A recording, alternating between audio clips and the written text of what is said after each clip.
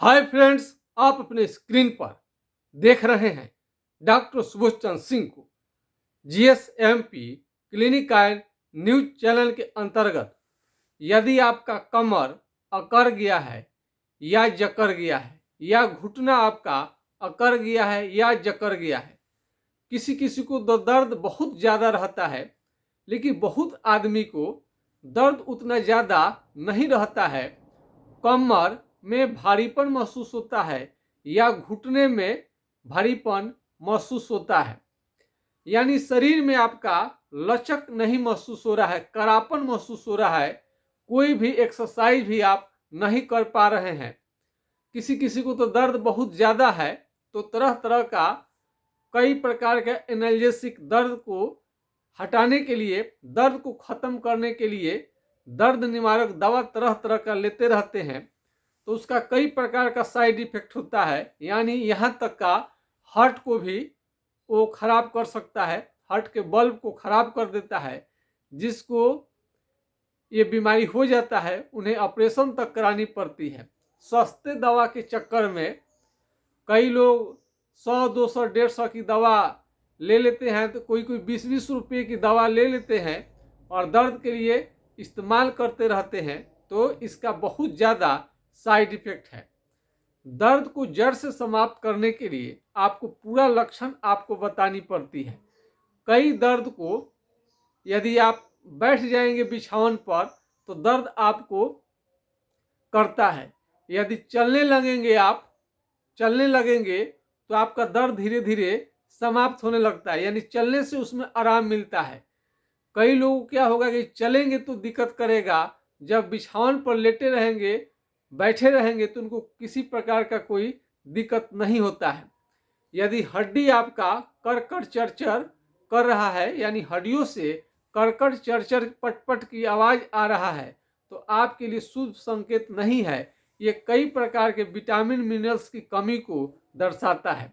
इसलिए आप बिना मतलब का दवा लेते रहते हैं, इंजेक्शन सुई लेते रहते हैं, आपका घुटना और कमर बाद में जाकर खराब हो सकता है।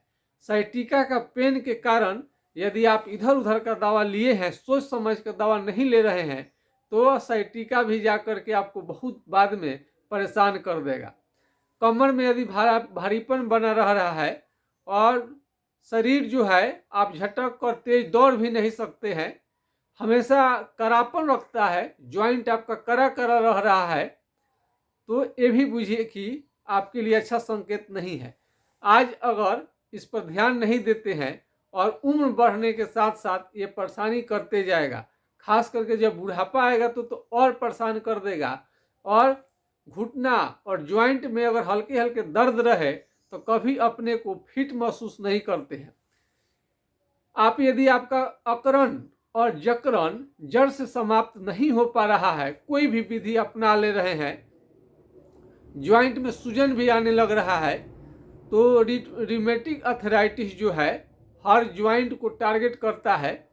ऑस्टियोआर्थराइटिस घुटने के जो दर्द है, सूजन है, घुटने में सूजन आने लगता है, तो आपको तरह तरह का इसमें तकलीफ करेगा।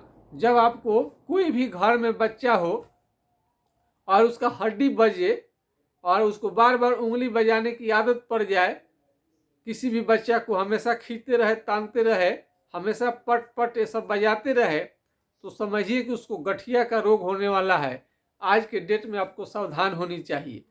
कोई भी आपका अंग पट पट चर चर कट कट करता है तो ये आपके लिए अच्छी बात नहीं है। आज अगर इसको समाप्त नहीं किया गया तो आने वाले समय में आपको ये बैठा देगा, आपको काफ़ी परेशान करेगा चलने में, यहाँ तक आप विकलांग दिव्यांग भी हो सकते हैं ये दर्दों के चलते। पैर का नसें खींच सकती हैं और एक पैर तो ठीक चलेंगे, एक पैर से लंगड़ा कर चलनी पड़ती है। यदि आपको साइटिका है, कमर से एड़ी तक 2 महत्वपूर्ण नस होता है, अगर उसमें दर्द होता है तो साइटिका कहलाता है। कई लोग तो गठिया और साइटिका में अंतर ही नहीं समझते हैं।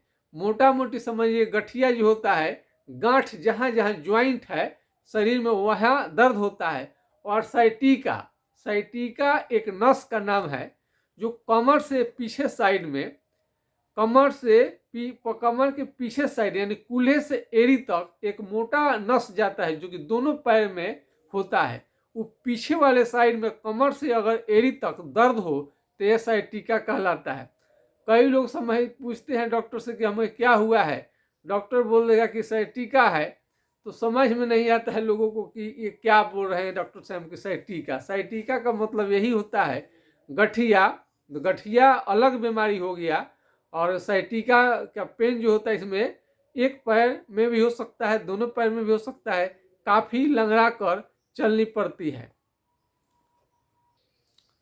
बच्चों में यदि आपका यदि ज्वाइंट कट करे और घुटना आपका एकदम कड़ा लग रहा हो चलने में, यदि आपको लंगड़ा कर चलना पड़ता है कमर दर्द की वजह से, या कहीं भी कंधे हाथ यदि ऊपर नहीं उठ पाता हो, तरह तरह का दर्द आपको यदि है, तो उसको जड़ से समाप्त करने के लिए पूरा लक्षण बता करके आपको इलाज लेनी पड़ती है।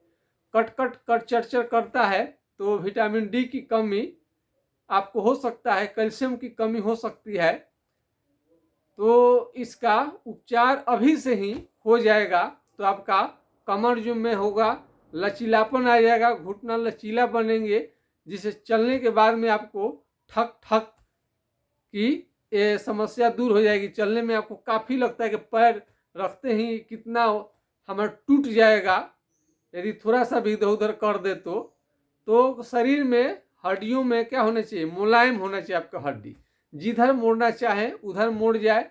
एक्सरसाइज करना है तो कर लें, यदि एक्सरसाइज नहीं हो पाता है, सही से चल नहीं पाते हैं, तो होम्योपैथिक इलाज से इसका संपूर्ण समाधान हो सकता है।